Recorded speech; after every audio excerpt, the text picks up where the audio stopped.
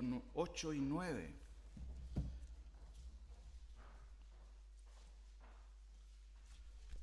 Tenemos algunos problemas con el data, no sé si las palomas están confabuladas porque ayer los hermanos cerraron todo, entonces algo pasó, no lo sé. Seguramente cortaron el cable por dentro, no lo sé. Parece que quedaron un par de palomas arriba, pero bueno, no hay que hacerles caso. Después lo vamos a arreglar sin duda. Hermanos, en esta mañana quiero hacer otro break, ¿cierto? El pastor habla inglés también. No, quiero hacer un alto del estudio de Hebreos porque necesitamos tratar un tema que es necesario. No van a verlo ahí, pero se los voy a estar comentando. Que tiene que ver con el tema del diezmo y las ofrendas. ¿Qué enseña el Nuevo Testamento con respecto a eso? Y es importante, hermanos, que cada vez que se toca este tema, por supuesto es un poco complicado y más cuando a veces lo toca el pastor, ¿cierto? Pero como ustedes todos son maduros, entonces no va a haber problema, son temas necesarios y tenemos que tratarlo desde el punto de vista bíblico. Hermanos, lo que hacemos es lo que creemos. Por eso siempre tenemos que revisar justamente lo que creemos con respecto a este tema, el diezmo o los diezmos y las ofrendas. Ahora, ¿por qué es importante tratar este tema y por qué necesito tratarlo? Y mi idea, y damos gracias al Señor también por el equipo que tenemos, ¿cierto? Ahí atrás los chicos están grabando todo esto y eso queda como recordatorio para reflexionar después, ¿qué fue lo que se enseñó sobre esto? Entonces ustedes pueden volver a revisarlo. Ahora, vuelvo a repetir, ¿por qué es importante este tema? Yo noto varios malos entendidos con respecto a este tema, aún hoy día, hermanos, y eso podría ser un poco irrisorio, porque no es la primera vez que de este púlpito se puede o se pudo haber aclarado este tema. Yo sé que hay mucha confusión sobre este tema, sin duda, y es también porque tristemente no se ha enseñado correctamente la palabra del Señor, desde un punto de vista hermenéutico coherente, consistente, ¿cierto? Muchas veces se hacen aplicaciones que no son correctas. Y por eso también se caen en prácticas que no son correctas, ¿cierto? Déjenme darle un dato importante como iglesia y por favor, atrás los chicos, esta parte que no la escuchen los hermanos en internet, por favor. Es imposible hacerlo, pero seguramente les va a servir como un ejemplo también quizás a otro. Nosotros tenemos como iglesia 56 miembros. De los 56 miembros, solo 15 personas aportan, hermanos. Eso no puede ser. No puede ser. Y es una situación que deja ver un problema espiritual más que de un tema de un humanista, digámoslo así, secular o de índole económica. Es un tema espiritual. Todo es espiritual. Si yo no estoy dando es porque no estoy entendiendo el concepto bíblico. Vuelvo a repetir, no es posible que una iglesia tan grande como esta, solo 15 personas estén, hermanos, aportando. Eso no puede ser posible. Por eso que es necesario tratar muchas cosas desde el punto de vista bíblico. Mi idea es que al final de este estudio usted diga, gracias Señor por todo lo que tú me das, perdóname por qué yo he dejado de dar. Y voy a hacerlo con fidelidad.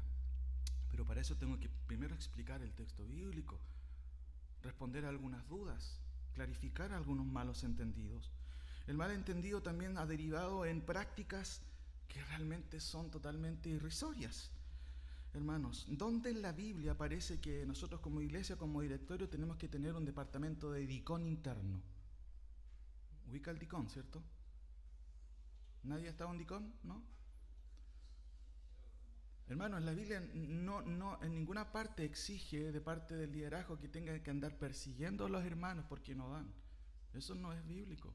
Ni mucho menos poner un letrero atrás con caritas tristes porque no has diezmado. Esos son inventos que no aparecen en la Escritura. Ahora, ¿qué ha pasado, hermanos? ¿Por qué este descuido evidente en nuestras responsabilidades? Si yo les pregunto a ustedes si ustedes son responsables con sus cuotas de, no sé, de sus tarjetas, lo más probable es que todos ustedes son muy responsables en eso. Pero muchas veces en nuestras ciertas responsabilidades con el Señor, parece que, bueno, clarificaciones preliminares. Déjeme hacer algunas clarificaciones generales porque mi idea, y lo conversamos con los ancianos de la iglesia, es hacer una serie como de 100 temas sobre este tema. No, hermano, es hacer un par de temas, 3 temas más o menos, porque eso era más o menos lo que abarcaba el tema. Pero decidimos, más bien dicho, tocarlo en un solo tema y ahorrar algún tiempo en esto, clarificando algunas verdades que son claras en la palabra del Señor, y no pretendo hacer un análisis de cada punto, pero sí el resumen comentárselo a ustedes, porque es necesario, ¿cierto? Y clarificar esto de una vez por todas y tratar con la ayuda del Señor de cambiar esta situación que tenemos.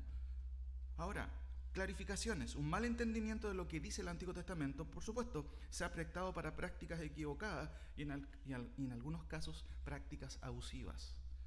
Nosotros no creemos en la doctrina de la prosperidad. Es una distorsión de la palabra del Señor. Puede que no creamos en eso, pero también creemos otras cosas que son y están arraigadas más en la tradición que en la Escritura. Por ejemplo, antes de la institución de la ley, usted sabe, sin duda, quien conoce la Escritura, y ustedes yo sé que lo saben, el Antiguo Testamento revela que había una conciencia de dar a Dios. ¿Se acuerdan que Abraham, antes de la instauración de la ley, dio los diezmos a Melquisedec? ¿Se acuerdan? No había una institución ahí regularizada en ese sentido, pero había una conciencia de dar a Dios, ¿cierto? Ahí tenemos algunos pasajes. Caín y Abel también hicieron lo mismo, Noé también hizo lo mismo y Abraham, a quien acabo de mencionar. Segundo, el sistema de diezmo del Antiguo Testamento, y pongan atención en esto, era un sistema tributario interno de Israel, bajo una teocracia. La iglesia no está bajo un concepto, o el diezmo en el Nuevo Testamento, no tiene nada que ver con el concepto que hay en el Antiguo Testamento. Eso es importante entenderlo. Era un sistema tributario interno que tenía el pueblo de Dios y eran los impuestos, ¿cierto? Por el cual no solo el sistema religioso tenía su sustento, templos, la manutención de los templos, ¿cierto? Los diezmos eran y cubrían eso, el pago de los sacerdotes, los levitas, ¿cierto? Pero también había una obsesión social, digámoslo así, porque el dinero recaudado también iba en pro de ayuda de viudas, de personas pobres en el pueblo. Pero todo bajo un sistema tributario y bajo un sistema de impuestos. El Nuevo Testamento nunca legisla sobre el 10%. Nunca lo hace. Pero lo usamos como modelo. ¿Cuál es el problema de eso? Por eso es importante clarificar, vuelvo a insistir esto, lo hemos usado como un modelo. Y no está mal usarlo como modelo. Pero hay un problema cuando tratamos de imponer el espíritu, en este caso de la ley del Antiguo Testamento, sobre este concepto. Porque hay un principio que cruza el Antiguo como el Nuevo, que es dar. La iglesia no está bajo un régimen tributario o de impuestos. Por eso es importante entenderlo. Vuelvo a repetir, el Nuevo Testamento, hermanos, nunca regula el 10%. Lo que sí hace, y eso es lo que vamos a ver aquí en estos dos capítulos, que son los capítulos claves para ver cuál es el concepto de dar en el Nuevo Testamento. Como les dije, el Nuevo Testamento nunca legisla sobre el 10%, dirige un enfoque basado en la gracia al dar, por medio de ofrendas voluntarias, y no como los diezmos del Antiguo Testamento, que eran legalmente requeridos, era una obligación de parte del pueblo de Israel. Por supuesto, el 10% ha sido un modelo aplicado hoy, pero tristemente muy mal aplicado. Un par de clarificaciones más antes de ir al texto mismo. Muchos desean ser muy bíblicos con el 10%, ¿cierto? No, que tiene que ser el 10%. Pero ¿saben qué, hermanos? El Antiguo Testamento menciona a lo menos 3 diezmos. 3 diezmos, no era el 10%. Aproximadamente era el 23, el 25%. Algunas personas creen ser muy bíblicos diciendo yo doy el 10%. No son muy bíblicos si usamos ese argumento. Deberías dar el 23%. Vuelvo a repetir, el Antiguo Testamento revela, hermanos, que los israelitas no daban solo el 10%, sino aproximadamente el 23%. Un 10% era para la manutención del templo, otro 10% para los levitas y un tercer diezmo era para las viudas y los pobres. ¿Por qué? Porque estaban bajo un sistema tributario de impuestos, bajo el concepto de la teocracia. No es que nosotros estemos alejados del concepto de la teocracia en el sentido de que Dios gobierna sobre nosotros. Por supuesto que Dios gobierna, pero no estamos bajo un régimen, ¿cierto?, como lo estaba el Antiguo Testamento, los israelitas. Ahora, no se trata simplemente del 10%, sino de principios equitativos al dar. Cito al hermano Matt Poftiff, un hermano que está muy relacionado también con los centros bíblicos, fue en su momento el presidente de la Gospel Mission. Y en una ocasión también conversamos sobre este tema y él, me gustó la cita que hace o la declaración que hace aquí, abro comillas, dice: el diezmo no es obligatorio para el cristiano del Nuevo Testamento. Vuelvo a repetir, no es obligatorio. Para aquellos que están en la indigencia, ¿sabes lo que es la indigencia? Cambiémoslo para quienes no están pasando por un buen momento económico. El 10% puede ser demasiado para dar si no pueden satisfacer sus necesidades básicas. Eso no deja a nadie libre de culpa, porque casi todos pueden dar algo, ¿cierto? Tal vez dinero, tal vez tiempo u otra cosa. Pero para aquellos que son ricos, ¿cierto? Dar un diezmo sería pecaminosamente tacaño. No sé si están entendiendo la idea. Eso es lo que nosotros notamos al examinar la Escritura desde un punto de vista riguroso del texto. Sin duda, en el día de hoy muchas personas a lo mejor están complicadas con dar un 10% porque su sueldo no les alcanza. ¿Existe una posibilidad de dar menos que el 10%? ¿O tenemos que regirnos porque no? ¿Que tú tienes que dar el 10%? Por otro lado, ¿qué pasa con personas que tienen mucho dinero? ¿Creen que el 10% es justo? Por eso, que hermano, es necesario primero clarificar esto a la luz de lo que enseña el Nuevo Testamento, porque claramente si hay un concepto que se enseña en el Nuevo Testamento, y específicamente en el Nuevo, para la iglesia, ya no se basa, hermanos, en la cuestión del diezmo, sino en la cuestión de las ofrendas y la voluntariedad personal de dar al Señor. Vamos entonces con 2 Corintios, por favor. 2 Corintios 8. Si hay un pasaje, una sección en donde se trata el tema del dinero en el Nuevo Testamento, es justamente 2 Corintios 8 y 9. Aquí está el meollo del asunto desde el punto de vista doctrinal. Y yo quiero que saquemos algunos principios para que tengamos claro esto, hermanos, por favor. ¿Cómo deberíamos dar? Si el punto no es que no tengas que dar, todo creyente debe dar al Señor, pero ¿bajo qué términos? Y aquí vamos a analizar esto. Y espero, hermanos, que usted pueda entenderlo junto también con todos los que estamos aquí. 2 Corintios 8 y 9, ¿cierto? ¿Cómo deberíamos dar? Esa es la pregunta. Y aquí voy a responder con 5 puntos. Primero, la ofrenda y el ejemplo. La ofrenda y sus principios. La ofrenda y su orden. La ofrenda y sus motivos. Y la ofrenda y sus promesas. ¿Por qué le llamo, cierto? ¿Por qué cada uno de estos puntos, cierto, tiene y usa la palabra ofrenda? Porque eso es lo que hace el Nuevo Testamento. No voy a hablar de diezmo, porque el diezmo no corresponde en el Nuevo Testamento, corresponde a ofrenda. Cuando uno aprende la palabra del Señor, hermano, hasta mi forma de hablar tiene que cambiar. Hace un tiempo atrás, bastante tiempo atrás, tratamos aquí el tema del decisionismo. No sé si se acuerdan. Cuando yo entiendo a la luz de la palabra del Señor de que el decisionismo es una distorsión del evangelio bíblico, entonces mi lenguaje incluso tiene que cambiar. Yo no le pregunto a la gente, ¿has hecho una decisión por Cristo? No porque esté incorrecto, hermano, sino porque eso va a tender a distorsionar el concepto escritural. Claramente una persona tiene que tomar una decisión por Cristo. Jesucristo dijo, ¿cierto?, que deberíamos tomar una elección, o el camino angosto, ¿y eso demanda una decisión? Por supuesto que demanda una decisión. Pero recuerden que las palabras a veces traen cargas conceptuales que hacen pensar a la gente, no, si yo hice mi decisión, cuando tenía 10 años aquí en la iglesia. Pero no vienes a la iglesia como en 10 años. No, pero que yo igual hice mi decisión. No sé si se dan cuenta muchas veces de estas incongruencias que hay. Entonces, cuando uno entiende el concepto bíblico, uno tiene cuidado cómo hablar incluso. Muchas veces cuando yo trato de hacer esa pregunta, trato de cambiar el verbo, o en este caso la palabra, por un sinónimo. No es que esté mal usar la palabra decisión. Yo a veces pregunto cuando hacemos evangelismo, tienes que tomar una determinación con respecto al evangelio. ¿Se dan cuenta que es bien parecido? Pero el concepto de decisión muchas veces se malentiende porque todo el mundo ha hecho una decisión. ¿Cuántas personas aquí mismo, hermano, y muchos de ustedes que llevan años aquí en la iglesia, cuánta gente han visto entrar a esta iglesia, hacer decisiones y en el día de hoy no quieren nada con el Señor? Y ustedes pueden pensar, no, pero a lo mejor no, pero él hizo una decisión, no, si se va a ir al cielo igual. Entonces, por eso, hermanos, es bueno entender a la luz de la palabra todo lo que nosotros aprendemos. Eso también va regulando la forma en que yo hablo. En esta iglesia no se habla de diezmos, debería hablarse de ofrendas. Ahora, seguramente usted puede que tenga varias dudas ahí en su mente, vamos a clarificarlas en este pasaje. Lo primero entonces, ¿cómo deberíamos dar? La ofrenda y su ejemplo. Noten la primera sección, capítulo 8, del 1 al 6. Ponga atención ahí, vaya con su vista revisando todo lo que dice, ¿cierto?, el predicador, para que usted vaya corroborando como un buen bereano que tiene que ser, ¿cierto?, en este sentido. Asimismo, hermanos, os hacemos saber la gracia de Dios que se ha dado a las iglesias de Macedonia, que en grande prueba de tribulación, la abundancia de su gozo y su profunda pobreza abundaron en riquezas de su generosidad.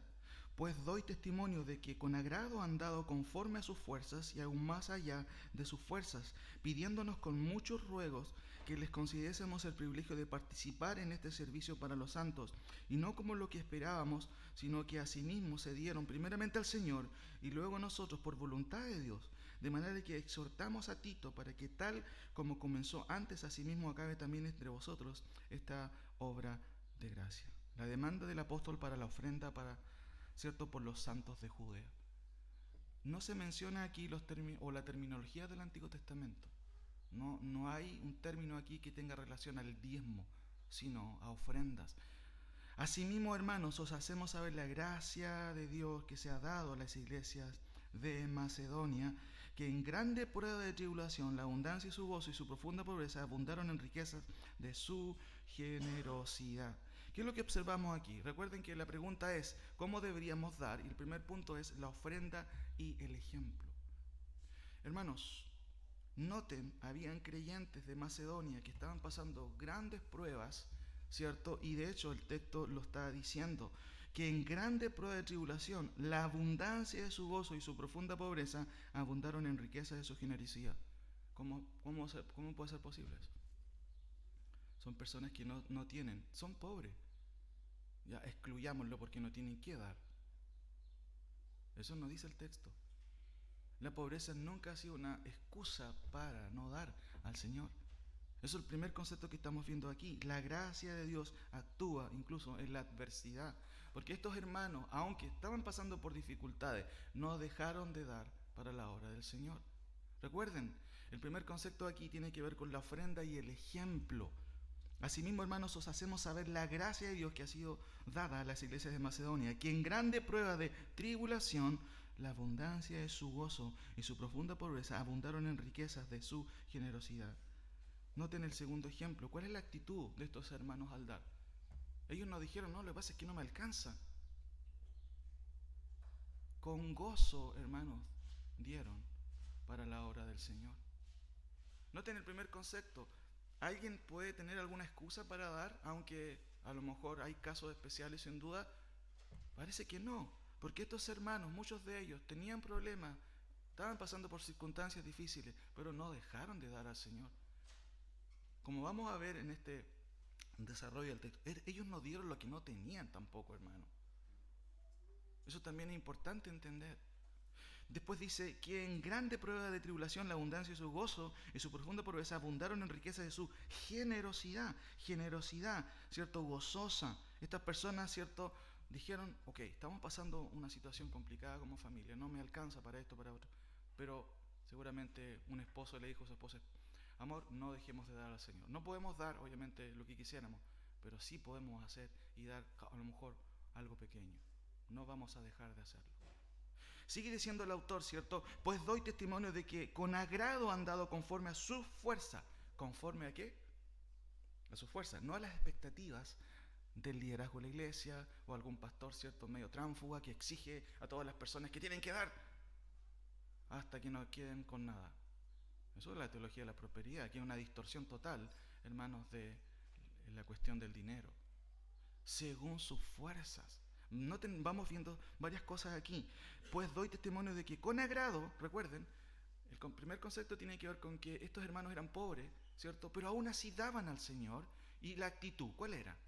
Pucha, tenemos que dar a la iglesia. No, todo lo contrario, con gozo al Señor.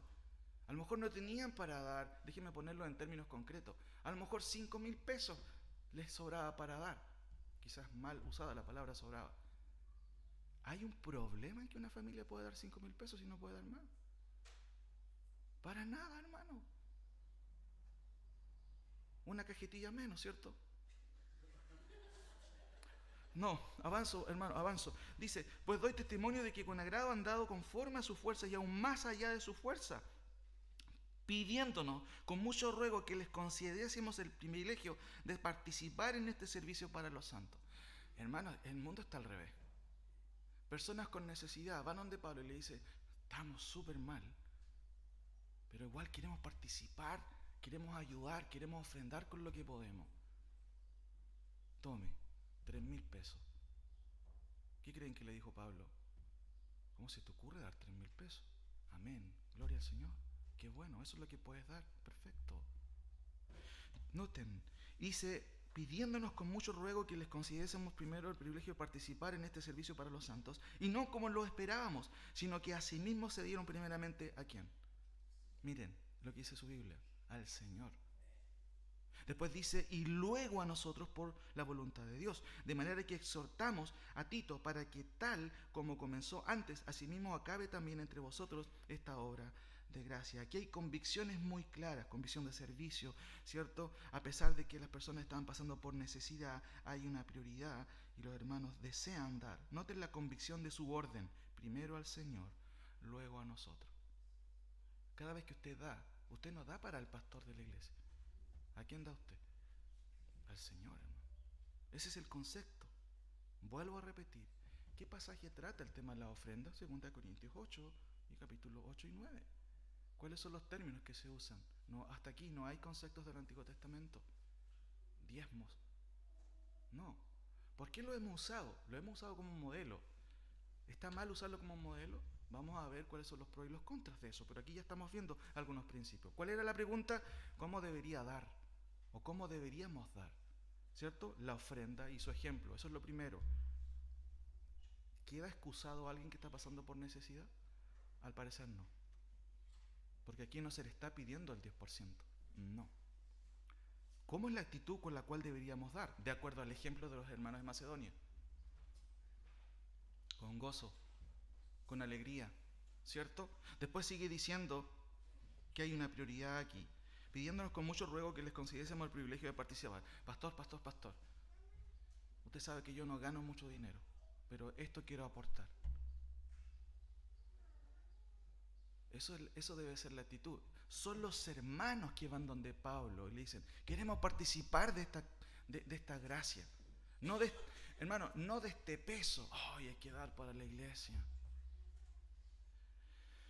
¿Cómo deberíamos dar la ofrenda y el ejemplo? Hermanos, del 7 al 15, ¿qué es lo que vemos ahí? Segundo punto, la ofrenda y sus principios. El primero era la ofrenda y el ejemplo, ¿cierto? No se olviden, hermanos, la gracia de Dios, ¿cierto? Actúa incluso en la adversidad. Siempre yo puedo ofrecer algo al Señor. La actitud con generosidad, ¿cierto? Gozoso, ¿cierto? Con una convicción de servicio, porque había una necesidad en los hermanos de Judea. Y todos dijeron, no es posible que no nos quedemos con las manos cruzadas. No había una excusa para decir, no, pero aquí nosotros no, los hermanos pitrusqueros no les pidamos nada porque están pasando por un problema, ¿cierto? Muy, muy difícil económico. No hay esa excusa. Dieron de acuerdo a sus fuerzas, no lo que no tenían.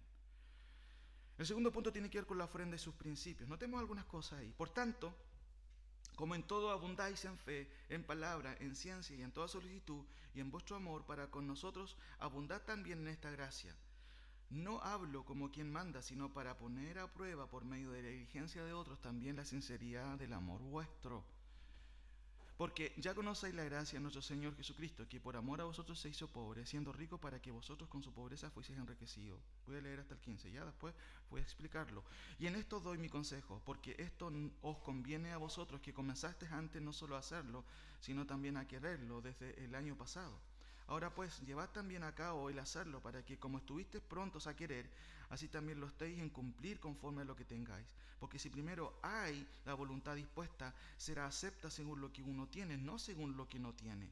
Porque no digo esto para que haya para otros holgura y para vosotros estrechez, sino para que en este tiempo con igualdad la abundancia vuestra supla la escasez de ellos, para que también la abundancia de ellos supla la necesidad vuestra, para que haya igualdad, como está escrito, el que recogió mucho no tuvo más, y el que poco no tuvo menos.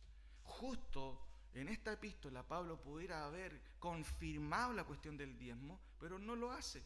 Ustedes tienen que dar el diezmo porque Malaquías dice que ustedes han robado a Dios.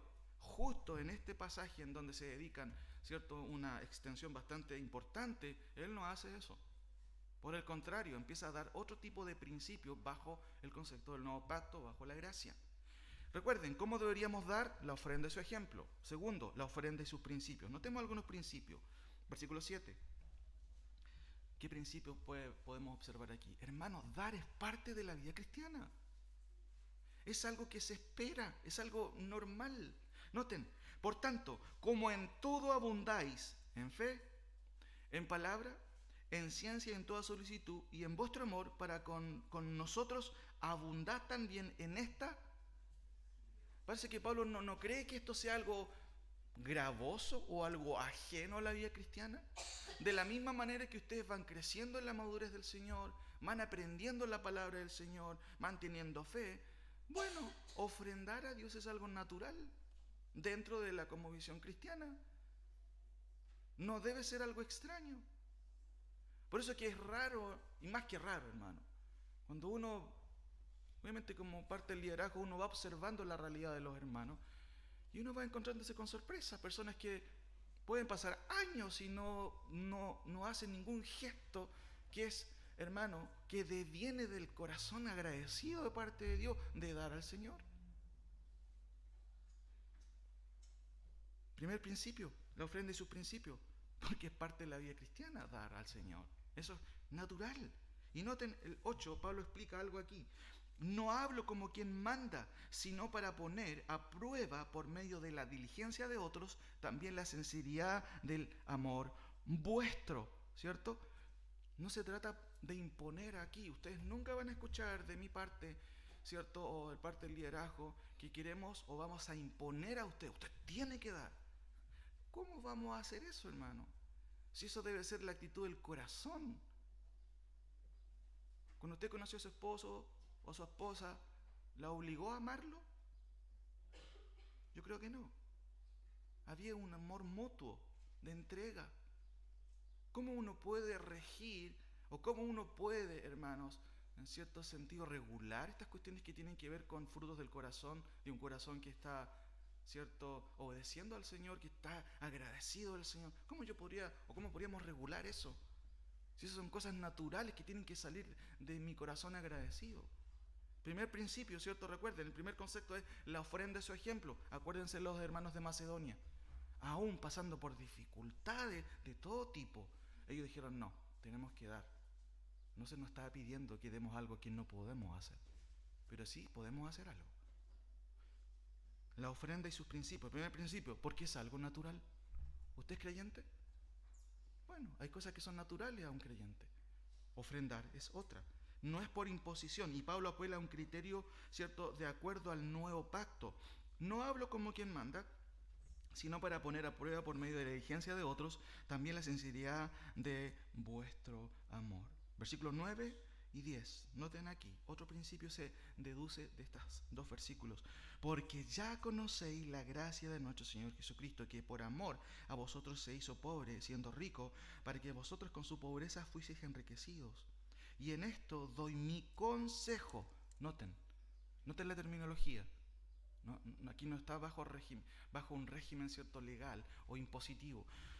Y en esto doy mi consejo, porque esto os conviene a vosotros, que comenzasteis antes no solo a hacerlo, sino también a quererlo desde el año pasado. Pablo pone de ejemplo a Cristo. Él se dio, ¿cuál fue el motor que llevó a Cristo a dar su vida por nosotros? Dígame usted. ¿Lo leyeron? ¿Cuál es? El amor. ¿Cuál es el motor para mí, para dar al Señor? ¿Cuál debe ser? El amor. No debe ser la imposición del liderazgo. Ay, si algún liderazgo en nuestra iglesia viene a imponer a usted, ¿cierto? Que no cometamos ese error, como se comete en muchas iglesias, donde se exponen a las personas que nos diezman atrás, ¿cierto?, en un letrero. Hermanos, ¿qué prácticas poco bíblicas son esas? Sigamos, noten lo que dice el versículo 11. Ahora, pues, llevad también a cabo el hacerlo, para que como estuvisteis prontos a querer, así también lo estéis en cumplir conforme a lo que tengáis. Tercer principio. Recuerden, estamos contestando la pregunta, ¿cómo debería dar? No estamos hablando de diezmo, porque eso no tiene que ver con el Nuevo Testamento, ni con la iglesia. Eso no quiere decir que usted no va a dar nada. Tenemos que dar como creyentes, por supuesto, pero los términos son diferentes. La ofrenda es su ejemplo. Acuérdese, los de Macedonia. ¡Wow! ¿Cómo dieron? Segundo, la ofrenda y sus principios. ¿Qué principio vemos en el versículo 7? Dice Pablo: por tanto, como en todo abundáis, en fe, en palabra, en ciencia, en toda solicitud y en vuestro amor para con nosotros, bueno, les quiero pedir algo extra. Pablo no dice eso. Dice: abundad también en esta gracia, porque es propio y es natural de todo creyente. Uno no tendría que estar discutiendo esto, hermanos, con los hermanos. No hablo como quien manda. Segundo principio, no se trata de imponer. Esto no es algo impositivo. ¿Cuál debe ser el motor? Pablo dice: porque ya conocéis la gracia de nuestro Señor Jesucristo, que por amor a vosotros se hizo pobre. Ahí está el motor. Yo sé que la obra necesita sostenimiento. Yo sé que hay una persona que se dedica 100% al estudio de la palabra. Yo sé que hay necesidades dentro de nuestros hermanos. Yo lo voy a hacer por amor. Yo no puedo ir a África a evangelizar, pero sí puedo aportar para que en mi iglesia la palabra de Dios se predique. Voy a aportar para que compremos otro cable para el data, ¿cierto? Y eliminar las palomas, ¿cierto? Hermanos, noten el concepto. Déjenme seguir avanzando. Y dice: y en esto doy mi consejo, porque esto os conviene a vosotros que comenzasteis antes, no solo a hacerlo, sino también a quererlo. Ahora pues, llevad también a cabo el hacerlo, para que como estuvisteis prontos a querer, así también lo estéis en cumplir conforme a lo que tengáis. Porque si primero hay la voluntad dispuesta, fíjense, voluntad dispuesta, esto no es impositivo. Voluntad dispuesta será acepta según lo que uno tiene, no según lo que tiene. Aquí vemos otro principio. ¿Lo notaron? ¿Cómo tienes que dar? Según lo que no tiene. Porque para comprar, muchas veces nosotros compramos lo que no tenemos, o gastamos lo que no tenemos. Nos encalillamos con nuestra tarjeta y compramos, y si compramos, pero esto lo hacen otros hermanos de otra iglesia, ustedes no lo hacen, yo sé eso. Y a veces gastamos cosas que no somos capaces de cubrir. Y noten el principio. Dice: así también lo estéis en cumplir conforme a lo que tengáis. El 10% para ti a lo mejor puede ser mucho. No te hagas problema. Si puedes dar, como la iglesia católica, el 1%. No estoy diciendo que eso sea una regla, hermano. Porque yo le aseguro que Dios nos bendice siempre. Y si uno pasa por una situación complicada, no va a ser siempre. Puede que tengas que dar menos que eso. Perfecto. Vamos a ver qué principio rige eso. Yo lo vemos ahí en el versículo 6 en adelante, no me quiero adelantar.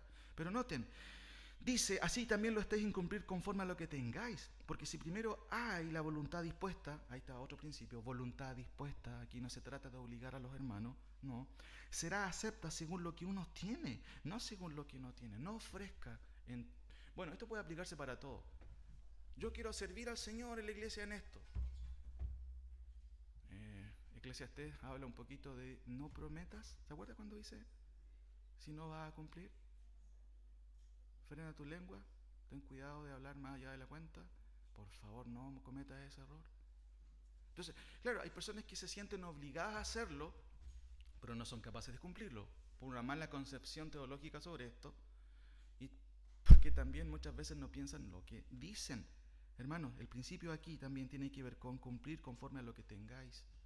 Es obvio, hermano, que usted tiene que dar de acuerdo a sus fuerzas, de acuerdo a lo que pueda.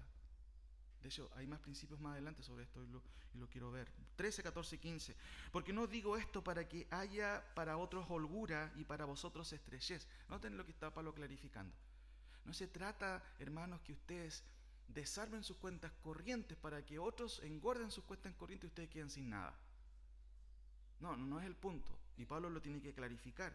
Sino para que en este tiempo con igualdad, la palabra igualdad es la palabra isotes en griego, yo creo que una traducción más correcta debe ser equidad. El comunismo siempre habla de igualdad, pero el concepto correcto es equidad. Y de hecho, isotes, aquí la expresión tiene más bien que ver con eso, con equidad. Noten, porque no digo esto para que haya para vosotros holgura y para vosotros estrechez, sino para que en este tiempo, con equidad, la abundancia vuestra supla la escasez de ellos, para que también la abundancia de ellos supla la necesidad vuestra, para que haya equidad. Igualdad nunca va a haber igualdad. De hecho, todos nosotros no somos iguales. Por ejemplo, yo mido 1,90 m más o menos, ustedes miden 1,50 m, ¿cierto? No. Yo no podría ser más grande, soy pequeño, ¿cierto? Seguramente. Quizás no tan chico tampoco. No somos iguales. Muchas personas, ustedes tienen muchos dones, muchos talentos. Yo también tengo otros y nos complementamos. No somos iguales. Por eso Pablo dice, ¿cierto? Aquí, sino para que en este tiempo con igualdad o con equidad la abundancia vuestra supla la escasez de ellos, para que también la abundancia de ellos supla la necesidad vuestra, para que haya equidad, más bien dicho. Como está escrito, el que recogió mucho no tuvo más, y el que poco tampoco no tuvo menos. O sea, eso tiene que ver con equidad, no con igualdad. Ahora, tercer punto, ¿cómo deberíamos dar? Recuerden la ofrenda y el ejemplo. Ahí tenemos a los de Macedonia, la ofrenda y sus principios. Hemos visto algunos principios. Tercero, la ofrenda y su orden. Noten el versículo 16 en adelante, por favor. 16 al 24. Ahí tenemos la tercera sección. La ofrenda y su orden. ¿Hay un orden aquí? ¿Y a qué se refiere esto con orden? Déjeme explicarlo.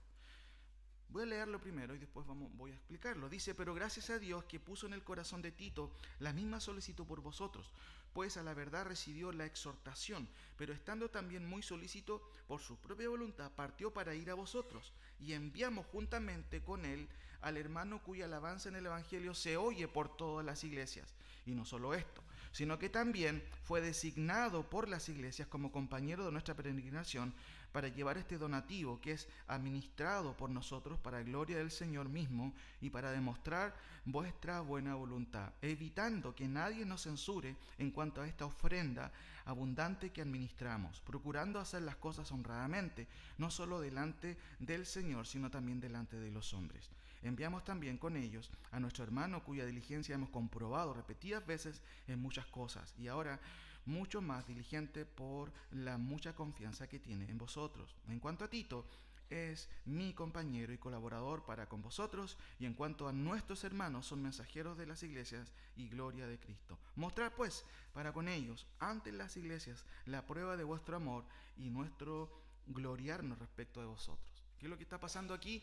Bueno, Pablo encomienda una comisión para llevar también esta ofrenda, ¿cierto? Tito y con otro hermano que se menciona. Este tercer punto tiene que ver con la ofrenda y su orden. ¿Qué principios aprendemos aquí? Noten, pero gracias a Dios que puso en el corazón de Tito, ¿quién pone en el corazón las cosas? Dios, sin duda. La misma solicita por vosotros, pues a la verdad recibió la exhortación, pues estando también muy solícito por su propia voluntad, partió para ir a vosotros. Muy solícitos. No demorarse en mis responsabilidades. Para muchas cosas somos súper rápidos. Para nuestras necesidades, para nuestros gustos. Dios nos da incluso la posibilidad de poder darnos ciertos gustitos, ¿cierto? Pero noten que en las cuestiones espirituales se requiere este ejemplo. Por eso que en este tercer concepto, la ofrenda y su orden, uno de los primeros conceptos que podemos observar es la solicitud. Es la solicitud, hermano, en el sentido de que Tito no se quedó dormido. Sabía que había una necesidad y, bueno, el texto nos dice que Dios tocó su corazón, pero también él exhibió una solicitud, ¿cierto? Digámoslo así, ejemplar. Dice el texto, pero estando también muy solícito por su propia voluntad, partió para ir a vosotros y enviamos juntamente con él al hermano, ¿cierto?, cuya alabanza en el Evangelio se oye por todas las iglesias. Noten que Pablo está diciendo que junto con Tito enviaron a otro hermano. ¿Cuáles son los calificativos de este hermano? Según el versículo 18 y 19. Véalo en su Biblia. Porque estamos viendo la ofrenda y su orden. Aquí hay un orden. Esta ofrenda tiene que llevarse. ¿A quién vamos a enviar? ¿A Judas? A una persona responsable, muy bien, ¿cierto? Primero a Tito, una persona conocida en el ambiente, ¿cierto? Ahí de Pablo, un pastor, con muchas cualidades, un hombre ejemplar. Pero también, obviamente, no va solo. Qué importante, qué pautas interesantes. Por eso nunca es bueno que el tesorero sea una persona. No es transparente. ¿Sí o no?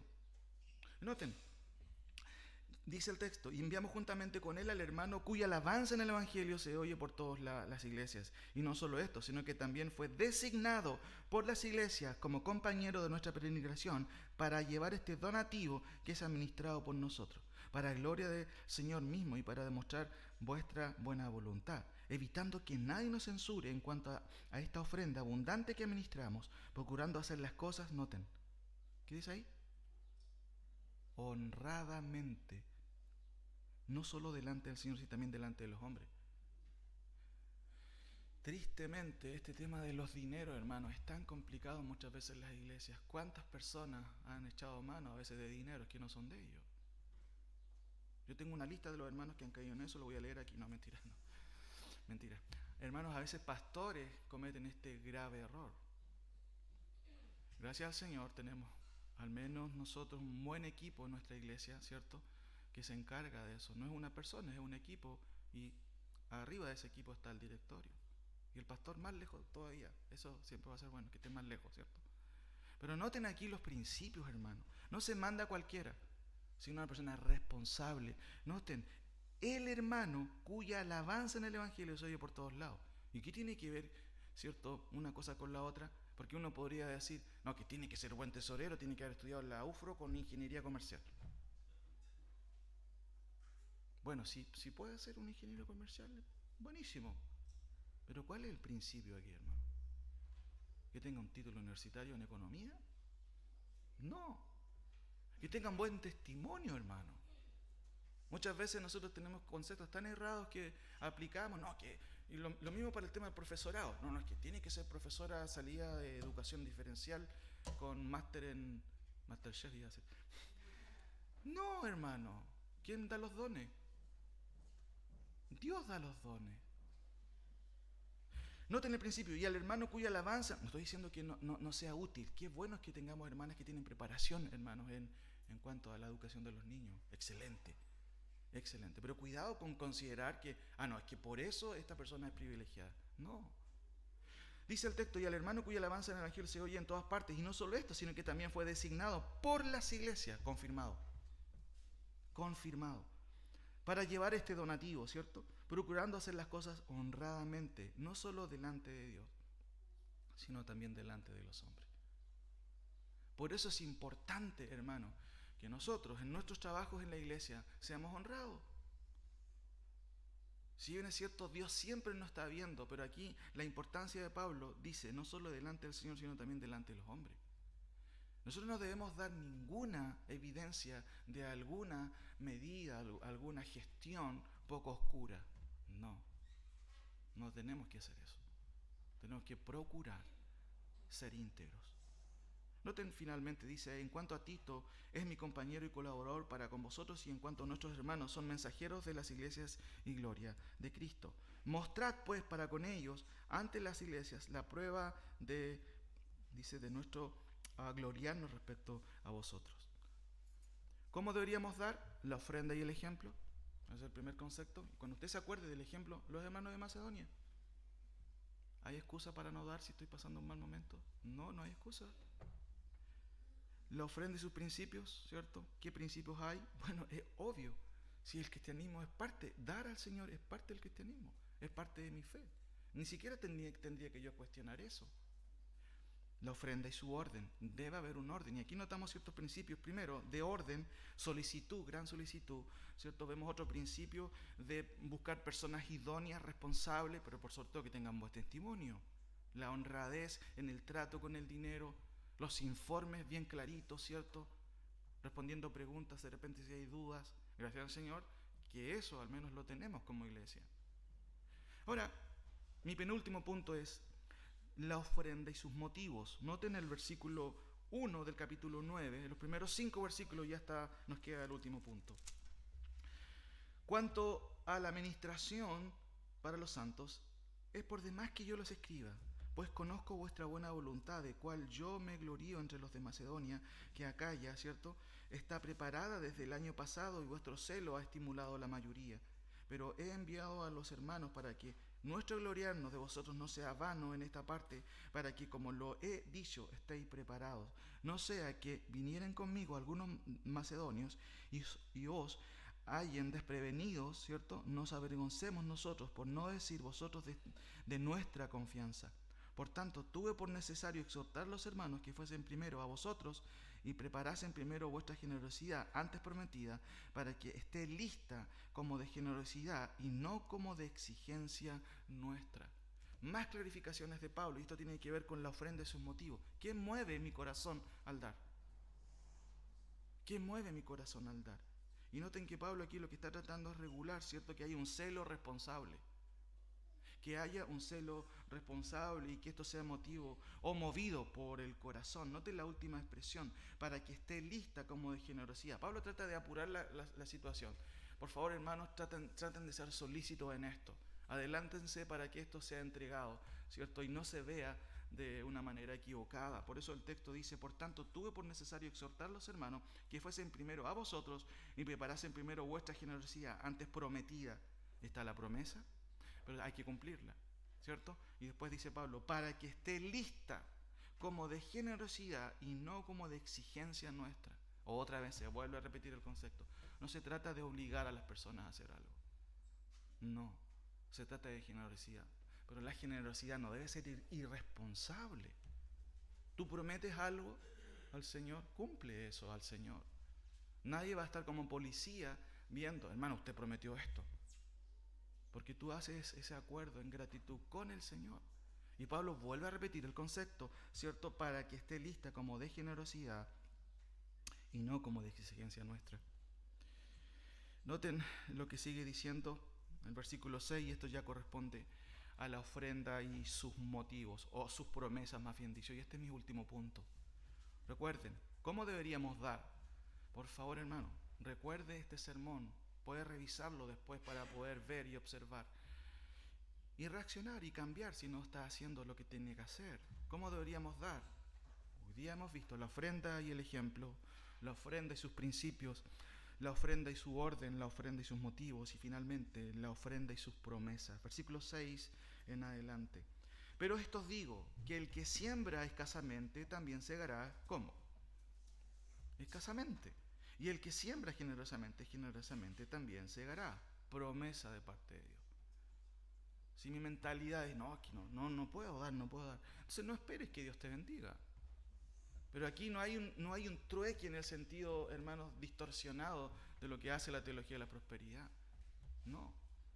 Siempre te está yendo mal, nunca te alcanza. Bueno, revisa lo que estás haciendo con tus prioridades de dinero. ¿Cuánto das al Señor? ¿Das al Señor? Entonces, ¿cómo esperas que Dios te bendiga? Noten el principio, noten, aquí ni se asoma el concepto de 10%. Dice el versículo 6, pero esto digo, que el que siembra escasamente también segará escasamente, y el que siembra generosamente, generosamente también segará. La generosidad siempre tiene que ver con lo que Dios pone en tu corazón. A veces Dios te bendice en el año grandemente, pero muchas veces no tenemos, hermano, el corazón, o somos muy egoístas y no somos capaces de dar de lo que Dios nos da. Noten el segundo principio que se ve aquí, versículo 7. Cada uno dé el 10%. Léalo, por favor. ¿Qué dice el versículo 7? Cada uno dé como propuso en su corazón, no con tristeza o de mala gana, ¿cierto? Y dice el texto, no por tristeza ni por necesidad. La palabra necesidad tiene que ver aquí con obligación, no bajo coacción. Tristemente, vuelvo a repetir, en muchas iglesias hay una coacción constante. Constante. Usted tiene que dar, tiene que dar.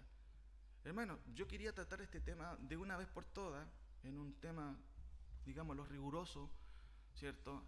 Condensado, porque mi propósito no es volver a hablar de este tema. No. Pero si es una necesidad, hay que hablarlo, hay que enseñarlo. ¿Por qué? Porque nosotros deberíamos estar estudiando hebreo en este domingo, por hermano. No debería yo tratar este tema. Aunque sí, sin duda, hay que tratar estos temas, sin duda, por supuesto. Pero deberíamos estar estudiando la Biblia, estudiando, gozándonos en las maravillas de Cristo, ¿cierto? Como hemos estado viendo en el autor de Hebreo. No quiere decir que esto no sea una enseñanza, es una enseñanza que tenemos que arreglar, si no lo estoy haciendo. Pero esto digo, que el que siembra escasamente también segará escasamente, y el que siembra generosamente, generosamente también segará. ¿Cómo se lo explico? ¿Con manzana? Esto es lo más claro que puede haber. Demos al Señor generosamente. Si no lo puede hacer, no se preocupe. Segundo, cada uno dé como propuso en su corazón. Ahí está el punto. Como propuso en su corazón. Yo no tengo que discutir con usted si doy al Señor o no doy. Esa discusión no está en juego. Usted como creyente, salvado por la sangre de Cristo, usted tiene solucionado ese tema. Lo que quizás puede tener cierta duda es ¿en qué puedo dar? ¿O cuánto puedo dar? Ese debería ser su dilema en la semana. No si tiene que dar o no. Como creyente usted debe dar al Señor. Como propuso en su corazón. Principio, no con tristeza. Pucha, qué lata, no me alcanzó. Encima tengo que dar el diezmo. No, pues, pésima actitud. No es la actitud. No es el móvil que tiene que llevarle usted a dar. Después dice, no por necesidad. Y esa palabra tiene que ver con ser obligado. Vuelvo a insistir. Usted no va a escuchar de parte de mí y de parte de los ancianos obligarle a ustedes. Porque esa no es la enseñanza del Nuevo Testamento, hermano. Usted tiene que ser motivado, ¿cierto?, por su gratitud al Señor. Ese debe ser el motor. Ahora, noten, cada uno dé como propuso en su corazón, no con tristeza ni por necesidad, porque Dios ama al dador alegre. Después sigue diciendo, y poderoso es Dios para hacer que abunde en vosotros toda gracia, a fin de que teniendo siempre en todas las cosas todo lo suficiente, abundéis para toda buena obra. Déjeme comentarle algo que no quería comentar y que de hecho, bueno, ahora se me vino a la mente, pero ayer los chicos, ¿cierto?, estuvieron ayudándonos con el tema de las palomas. Cerramos atrás, ¿cierto?, todo arriba. Creo que les dije, parece que anda por ahí una. Y claro, yo en la mañana, hace rato que estaba preocupado por eso y me levanté en la mañana, ¿cierto? Y dije, ¿cómo pudiera ser que si pudiéramos contratar andamios y todo eso? No sé si había una empresa aquí de andamios, no lo sé. Y de repente voy caminando y miro para allá y había un andamio. Esta es una señal, dije yo. Entonces, ¿qué pasó? Se levantaron mis padres y todo, y yo dije, ya, listo. Partí, armé el andamio, dije, ¿alcanzará arriba o no? Ya, voy a probarlo. Armé el andamio, puse los tablones, ¿cierto? No es que sean tablones, son tablones de fierro. Y mi papá, como el pastor tiene varios mueblecitos que ha hecho, ideal, dije, este va a servir para subirse arriba. Después le mandé una foto y le dije, chicos, mire, esto sería bueno hacerlo, y creo que esta es una señal. Le transmití mi profecía, ¿cierto?, que había recibido parte del Señor. Y dije, ¿será una señal o no? Y después fui al taller y mi papá tenía 2 taladros chicos para poder atornillar. Yo dije, segunda señal, creo que tenemos 2 taladros. Me subí y todo, y mientras pensaba, hay ciertos pensamientos que tiene un pastor. ¿Por qué tengo que hacer esto? ¿No están los diáconos para hacer esto? ¿Sabes, hermano? Lo que quizás no le comentaba a mi papá es que mientras hacía yo eso, porque al final hice la mitad, y claro, tenía que repasar algunos estudios que tuvimos ayer con los jóvenes, muy buen estudio de los jóvenes, hablamos del pololeo, así que todos los chicos van a empezar a pololear ahora, hermano. No, mentira, tranquilo. Hablamos también, tuvimos un curso de hermenéutica ayer, entonces igual tenía que dedicarme a mi responsabilidad, que es estudiar la palabra. Pero hermanos, cuando estaba arriba y decía yo, qué gozo servir al Señor. ¿Sabe por qué? ¿Cuánto me ha bendecido el Señor? Qué gozo es servir al Señor.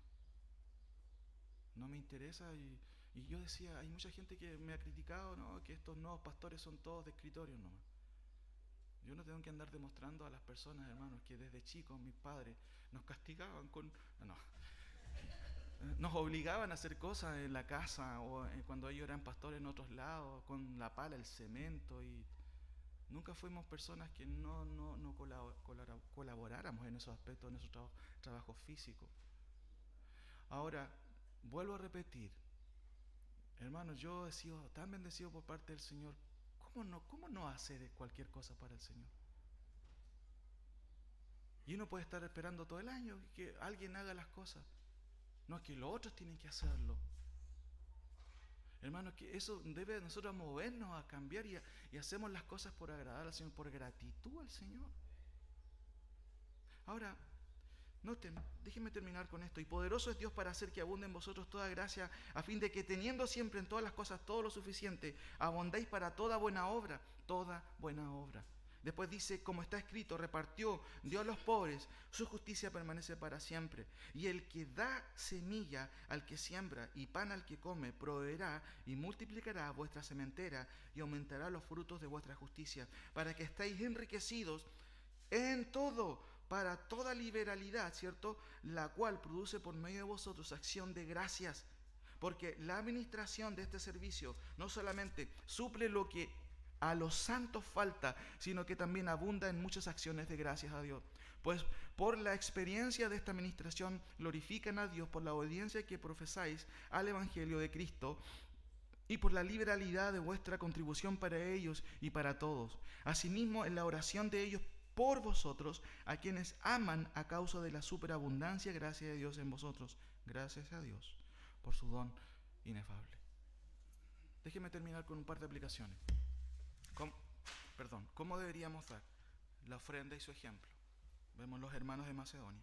La ofrenda y sus principios. Hay algunos principios que hemos hablado en esta mañana. La ofrenda y su orden. Hay un orden. Y específicamente en el tema del dinero hay que ser transparente, hay que ser cuidadoso. La ofrenda y sus motivos. ¿Qué o cuál debe ser el motor que me debe llevar a dar? Y la ofrenda y sus promesas. Dios bendice, hermanos. Siempre bendice a un corazón dispuesto a dar. No por imposición, sino porque entiendes que todo te lo da Dios. Ahora, termino con algunas aplicaciones. Vuelvo a repetir. En el Nuevo Testamento no hay una norma, una enseñanza explícita que la iglesia deba dar el diezmo. En los términos del Antiguo Testamento no lo hay. Segundo, ¿debe diezmar el creyente? El Nuevo Testamento, el creyente, vuelvo a repetir, no está obligado a dar el diezmo, aunque sí el creyente tiene el deber y la responsabilidad de dar. ¿Se entendió? El creyente no está obligado a dar el 10%, aunque si quiere usarlo como modelo, perfecto, siga haciéndolo. Si el otro año quiere dar el 20%, no nos vamos a enojar. Si no puede dar el 10%, puede dar el 2%, hágalo con fidelidad. Ahora, tercero, a diferencia del régimen de la ley, el Nuevo Testamento enseña que el móvil doctrinal al dar se basa en principios espirituales, no principios tributarios o de imposición por medio de impuestos, como era el 10%, no el 10%, el 23%. Principios que debo tomar en cuenta. Hermanos, debo dar con gozo. La adversidad no es excusa. Segundo, es parte de la vida cristiana. No tengo que andar preguntando. Tengo que hacerlo. Tercero, el motor de mi intención debe ser el amor. Cuarto, debes dar de acuerdo a lo que tienes, no a lo que no tienes. Quinto, con conciencia de que mi ofrenda es necesaria. Sexto, con solicitud. Debe ser lo primero que apartas cuando recibes tu dinero. Esto es para el Señor. Séptimo, con visión espiritual. No esperes bendiciones, sino eres agradecido. Hermano, ¿cómo Dios te va a bendecir si ni siquiera, ¿cierto?, quieres dar al Señor? No esperes eso. Tienes que tener visión espiritual. El que siembra escasamente, segará escasamente. ¿A quién Dios ama? Al dador alegre. 8. Debes dar como propones en tu corazón, no en base a un criterio de impuestos veterotestamentarios del Antiguo Testamento. No con tristeza, ni por presión, no por obligación, sino porque estás agradecido. Y algunas aplicaciones finales. En el Antiguo Testamento había necesidades que cubrir. La manutención de los sacerdotes, de los levitas que se dedicaban exclusivamente, hermanos, al servicio del templo. El cuidado del templo. ¿Usted sabía que este templo está bastante apolillado? ¿Y a algunos hermanos también les llegó? No. El templo está apolillado, ¿cierto? Seguramente hay que cambiar también muchas cosas. Tenemos un proyecto de poder hacer un templo nuevo, ¿cierto? Pero también hay necesidades dentro de nosotros, hermanos. Hay hermanas que pasan por necesidades. Si la iglesia no tiene el dinero para hacer eso, tristemente no vamos a poder hacerlo. Porque parte de la labor de la iglesia es ayudarnos entre nosotros mismos. ¿Cuántas veces usted ha sido bendecido por esta iglesia? Revísese. ¿Cuánto usted ha bendecido a otros con su fidelidad al dar? En el Antiguo Testamento había necesidades. Pregunto, ¿Tenemos pastores que se dedican a tiempo completo hoy y necesitan sostén? ¿Qué creen ustedes? Por supuesto. ¿No somos levitas? Por supuesto. ¿Tenemos templos que deban ser mantenidos, arreglados y a veces reconstruidos? No tengo que dar la respuesta, usted lo sabe. Por supuesto. Es una necesidad que necesita ser cubierta bajo los mismos criterios de principios que hemos visto. ¿Tenemos necesidad entre nuestros hermanos? Noten lo que dice Gálatas 6, 9 al 11. No nos cansemos pues de hacer el bien, porque a su tiempo segaremos si no desmayamos. Así que, según tengamos oportunidad, hagamos bien a todos y mayormente a los de la familia de la fe. Mirad con cuán grandes letras os escribo de mi propia mano. Por último, Israel tenía que dar a conocer el nombre de Jehová a las naciones.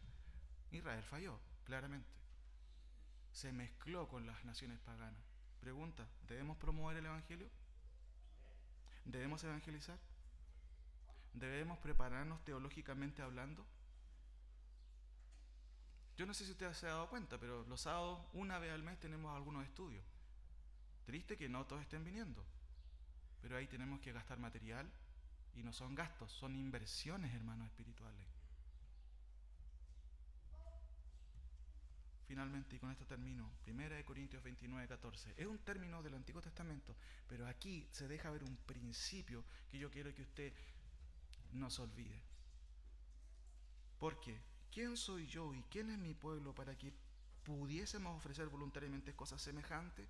¿Se acuerda qué es lo que es la respuesta?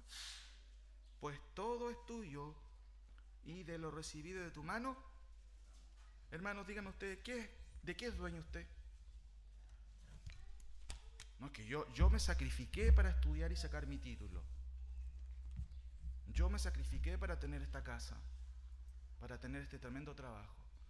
Hermano, si usted piensa así, le invito a eliminar ese pensamiento de su cabeza, porque todo lo que tenemos viene de parte de Dios.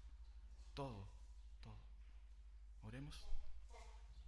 Señor, te doy gracias por tu palabra, porque tú nos exhortas, Señor.